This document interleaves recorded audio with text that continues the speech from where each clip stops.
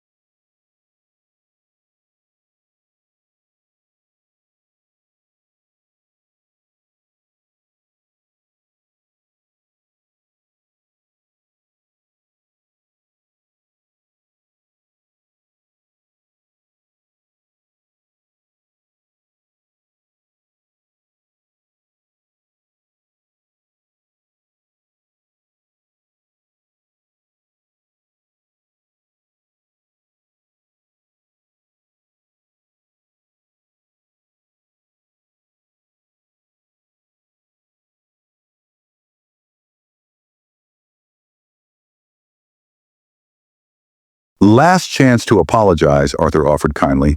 "To her, to your students, and to turn this place back into a learning space." Richard laughed, but it was nervous and forced.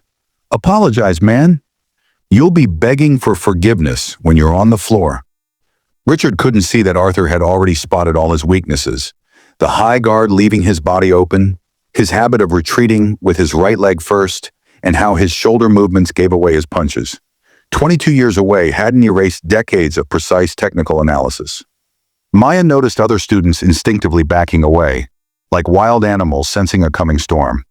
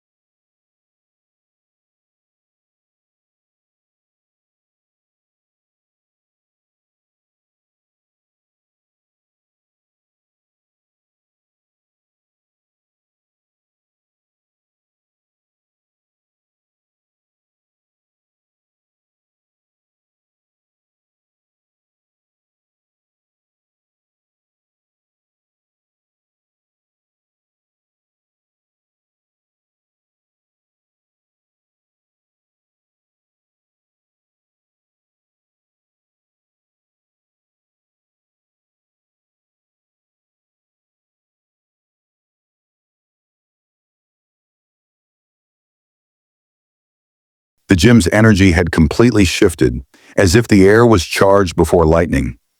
When everyone laughed at Richard's last taunts, something unexpected appeared in Arthur's expression. Not anger or revenge, but the calm determination of someone who had found a reason to break a 20-year vow of silence.